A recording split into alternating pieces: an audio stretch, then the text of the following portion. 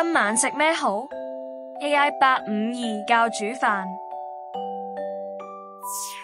呢個中式甜品冰糖燉蛋係一道非常美味同簡單嘅甜品，所需要嘅材料亦都好容易就可以買到。需要嘅材料有雞蛋黃、全脂鮮奶、冰糖。步驟一：準備蛋液，將蛋黃打入大碗內，再輕輕攪拌，直至蛋液均勻，避免太用力，唔好打出太多氣泡。步驟二：加牛奶同冰糖，將牛奶煮至微溫，記住唔好煮到沸騰，然後加入已打碎嘅冰糖，攪拌至糖融化，再加入剩餘牛奶攤凍，將牛奶同蛋液混合均勻。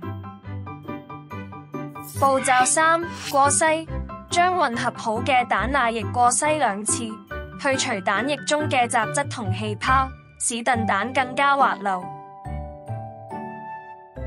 步驟四：蒸煮，鋪上錫紙，用中火蒸大約12至18分鐘，直至燉蛋凝固。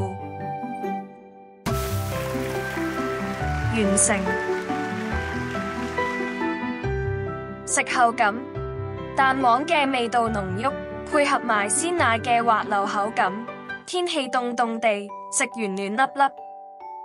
整完後記得同我分享你嘅感受啦。小貼士，記住要攤凍加熱咗嘅牛奶先再同蛋黃液混合啊。